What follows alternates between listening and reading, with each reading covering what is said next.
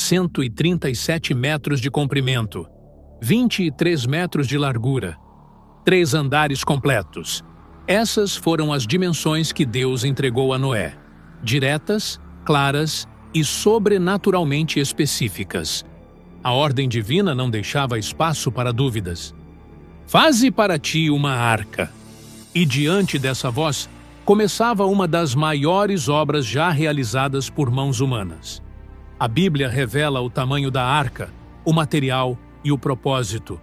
Mas para transformar essa ordem em madeira, vigas e estrutura, Noé precisou enfrentar desafios gigantescos.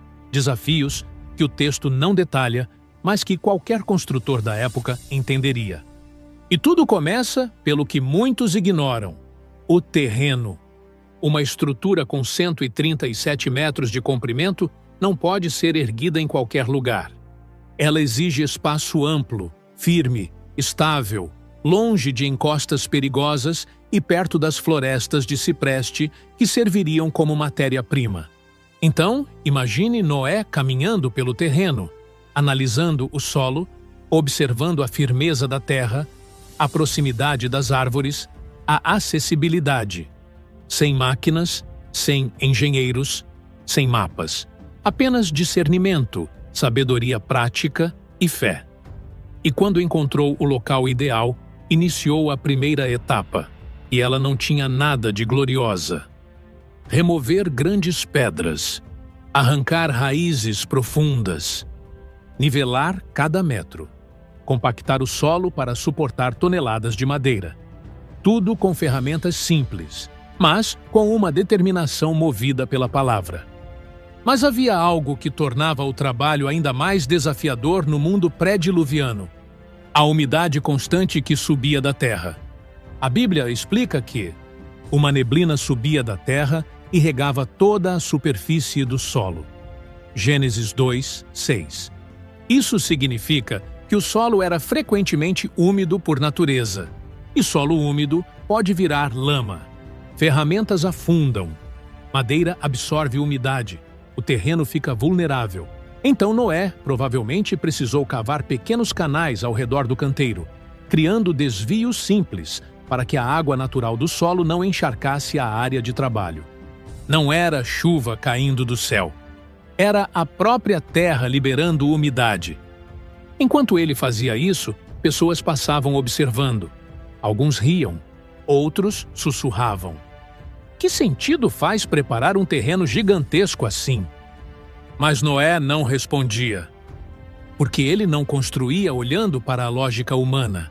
Ele construía olhando para a instrução divina. E quando finalmente o terreno ficou firme, plano e seco o suficiente, um novo desafio se ergueu diante dele: a coleta de madeira para uma estrutura colossal.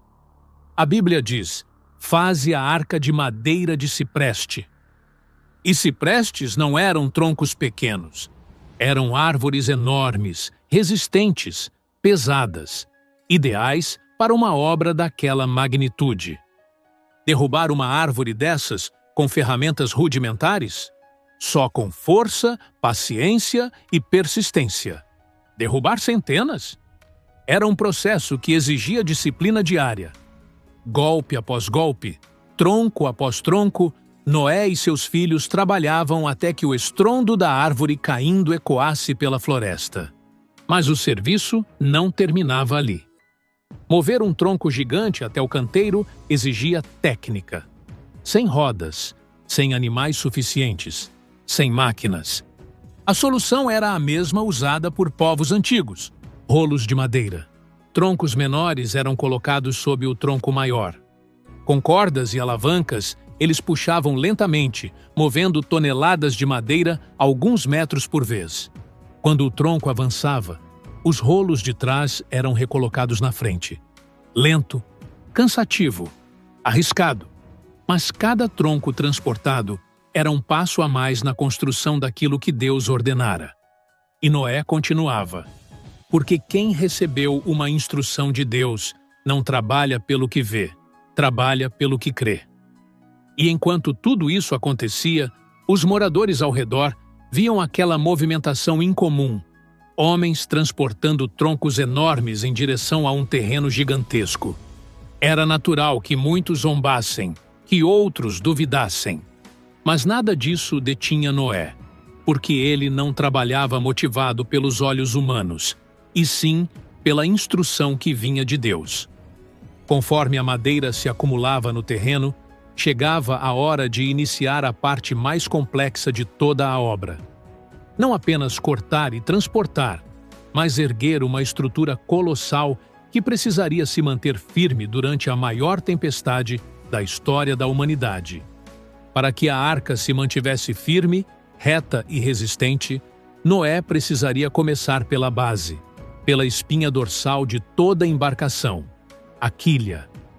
A Bíblia não descreve o processo, mas qualquer construtor antigo entenderia que uma obra desse tamanho exigia uma viga central extremamente longa e robusta, capaz de suportar todo o peso do casco, dos 3 andares e das toneladas de carga que viriam depois. Mas havia um detalhe impossível de ignorar. Nenhuma árvore, por maior que fosse, chegaria a 137 metros de comprimento. Isso significa que Noé precisou unir várias vigas gigantes, tronco após tronco, criando uma linha contínua, reta e sólida. Uma tarefa que exigia técnica, precisão e paciência. Essas vigas eram cortadas e ajustadas com encaixes de madeira, algo conhecido desde as civilizações mais antigas, sistemas de macho e fêmea, que, quando bem feitos, se tornavam tão firmes quanto estruturas inteiras. E para travar esses encaixes, estacas e cavilhas de madeira dura eram inseridas, criando pontos de união resistentes o suficiente para segurar tudo em tempestades violentas. Quando a quilha ficou pronta, surgiu diante de Noé um momento impressionante: a necessidade de erguer as costelas da arca. As costelas eram vigas arqueadas que subiam das laterais e davam forma ao casco. As costelas precisavam ser encaixadas de forma precisa.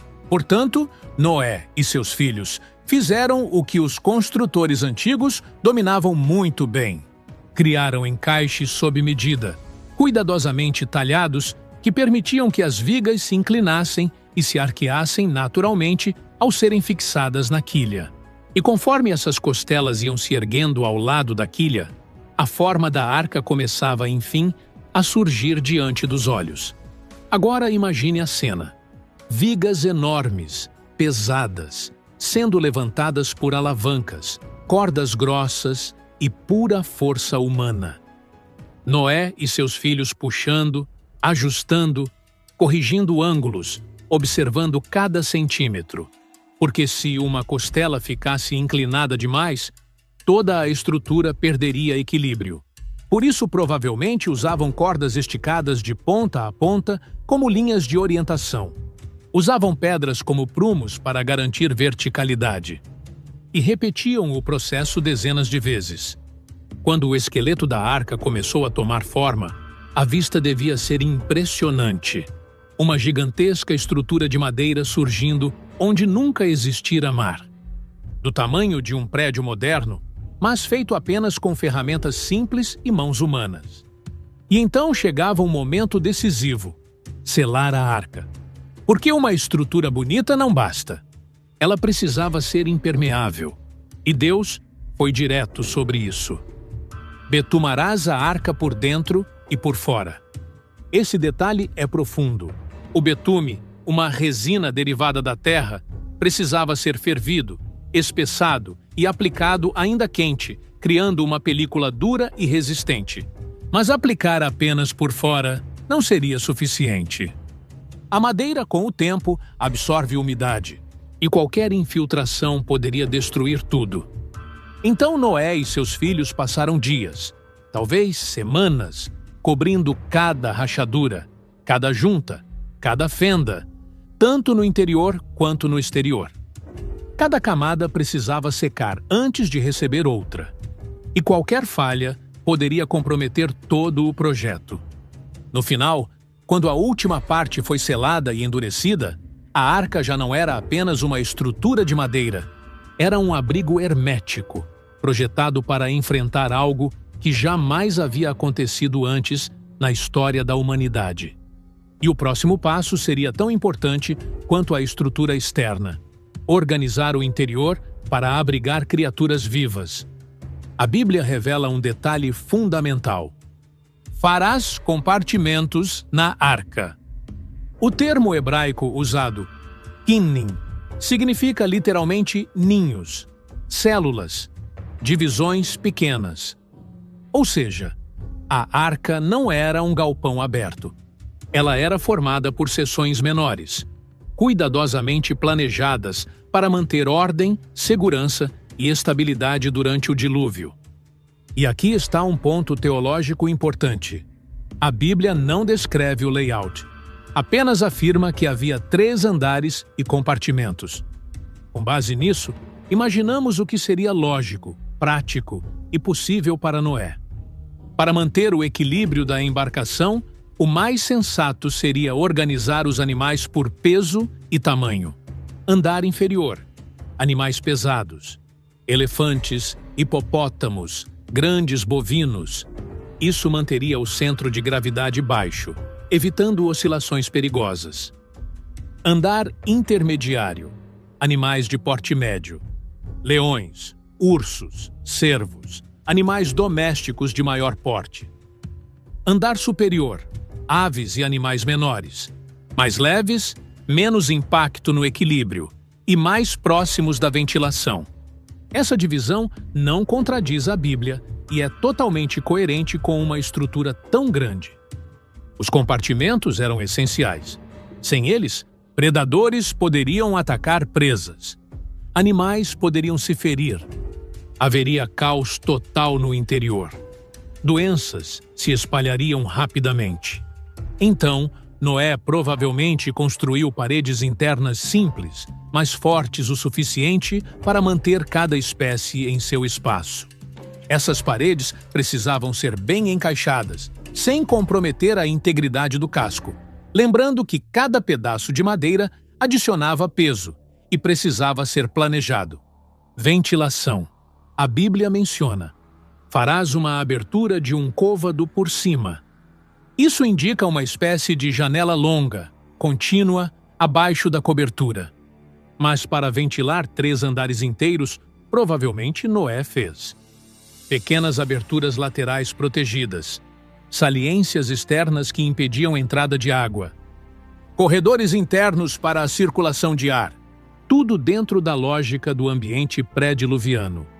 Sem ventilação adequada, os gases produzidos pelos animais seriam mortais. Armazenamento de alimento: 1 ano de alimento para todas as criaturas significava uma quantidade enorme de suprimentos. A Bíblia diz: levarás contigo alimento para ti e para eles.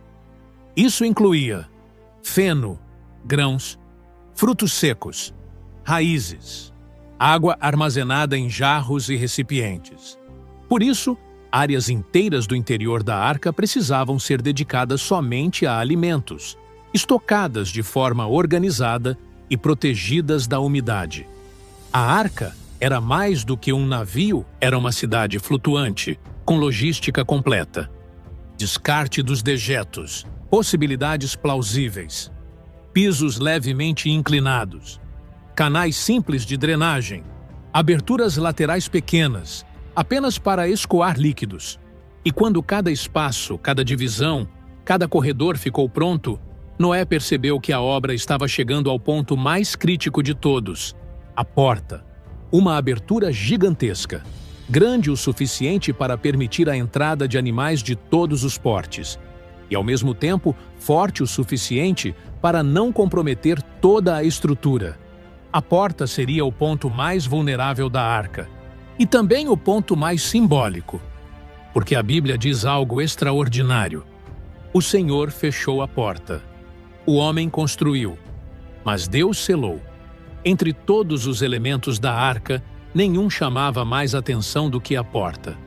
A Bíblia menciona claramente: e pôr-lhe-ás uma porta ao lado.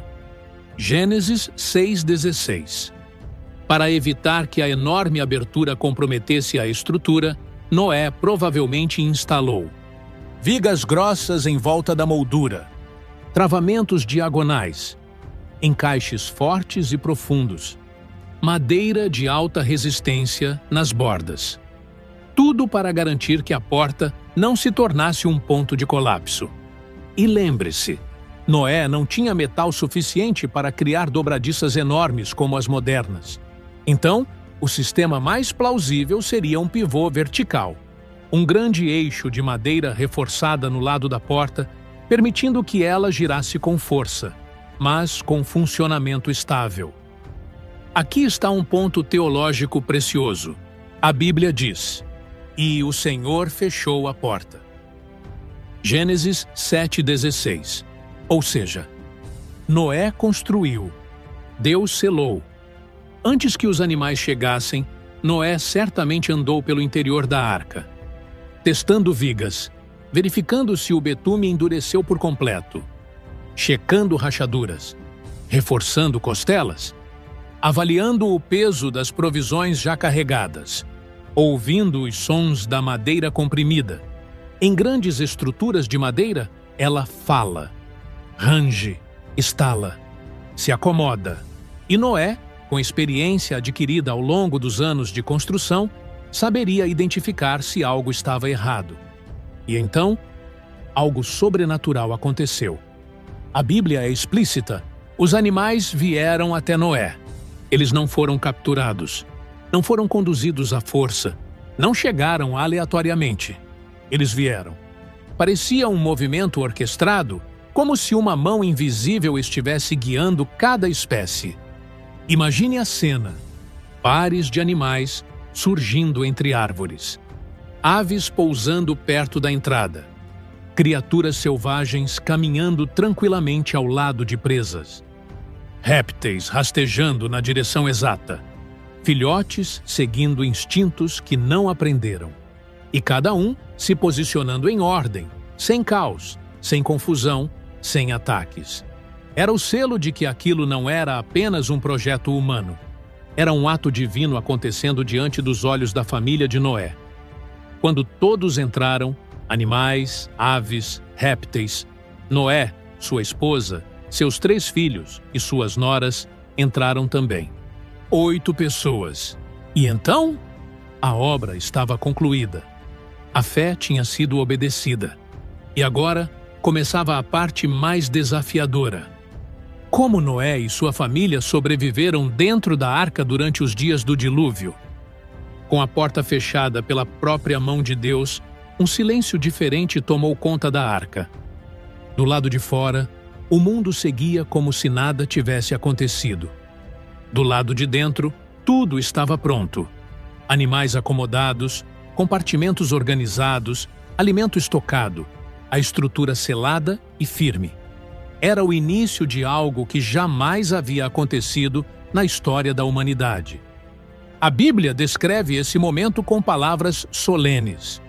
No ano 600 da vida de Noé, romperam-se todas as fontes do grande abismo e abriram-se as comportas dos céus. Gênesis 7:11.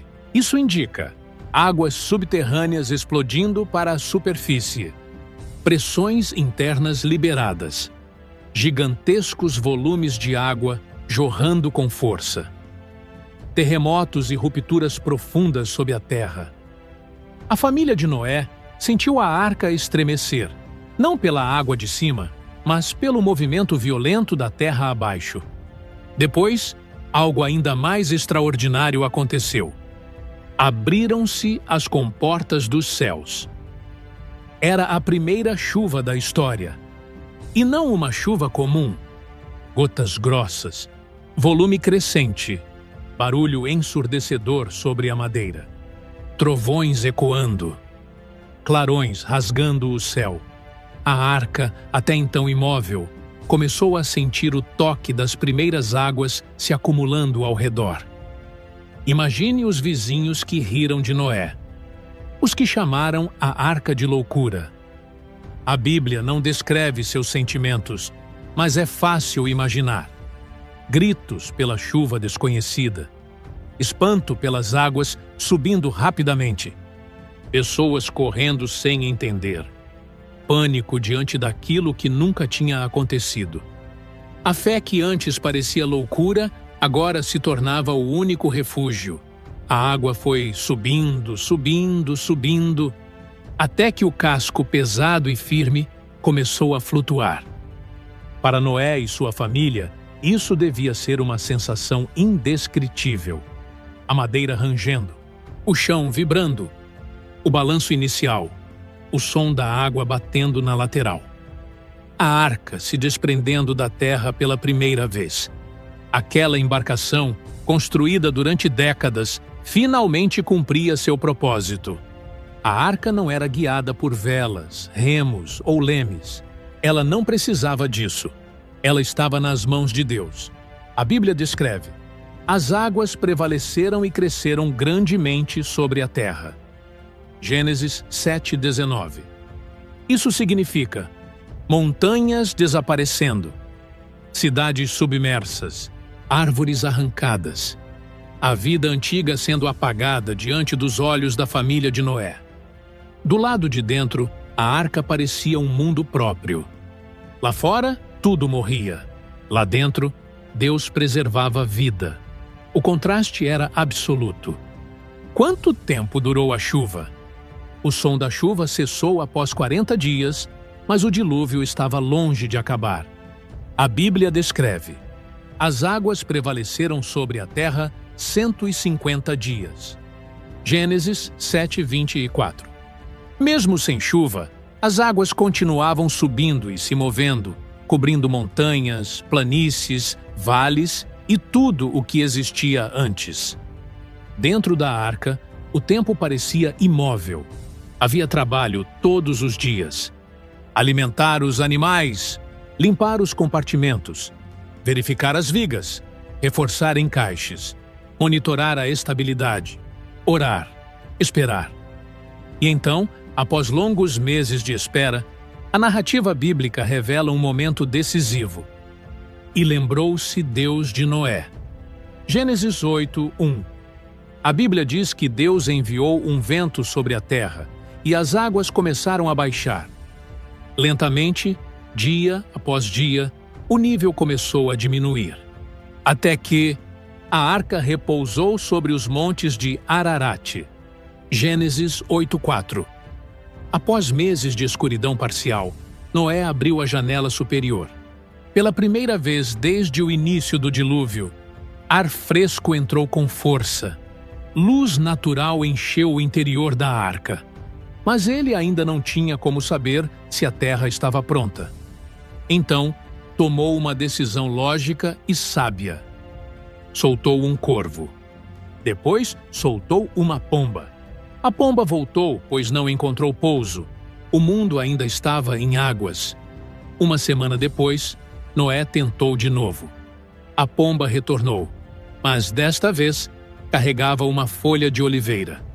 Era o primeiro sinal de recomeço. Outra semana se passou. Noé soltou a pomba pela terceira vez, e ela não voltou. A terra finalmente começava a se tornar habitável novamente.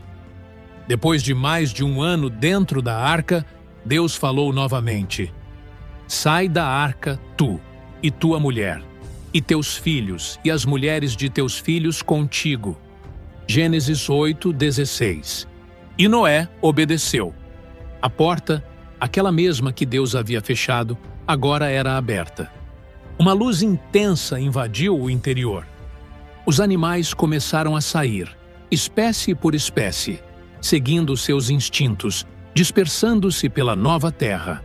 A família inteira pisou no solo firme pela primeira vez em muitos meses. O cheiro de terra molhada, o ar puro, o silêncio profundo. Tudo era novo. Nada do mundo antigo tinha sobrevivido. Mas a graça de Deus preservou vida suficiente para um recomeço. Assim que deixou a arca, Noé fez algo simbólico, poderoso, memorável. Ergueu um altar ao Senhor. Ali, entre rochas, lama seca e o início de uma paisagem restaurada, Noé ofereceu um sacrifício. A Bíblia descreve que Deus se agradou do cheiro suave, e fez uma promessa: nunca mais destruirei toda a vida com águas. E então colocou um sinal visível no céu, o arco-íris, uma aliança eterna, lembrando a humanidade de que, mesmo em juízo, Deus preserva um remanescente, sustenta a vida e abre um caminho de fé. Com o dilúvio encerrado, a arca havia cumprido seu propósito. Agora começava um novo capítulo. Noé e sua família repovoariam a terra. As nações surgiriam a partir dos filhos de Noé. O mundo ganharia novos ciclos, estações e limites estabelecidos por Deus. A história da redenção seguiria adiante. Daquela embarcação nasceria toda a humanidade pós-diluviana. E a arca, símbolo de obediência, fé e salvação, permaneceu como testemunho de que Deus sempre resgata aqueles que confiam na sua voz. Se você chegou até aqui, já percebeu. A arca não foi apenas um barco. Foi um ato de fé colocado em madeira. Foi a salvação preservada em 3 andares.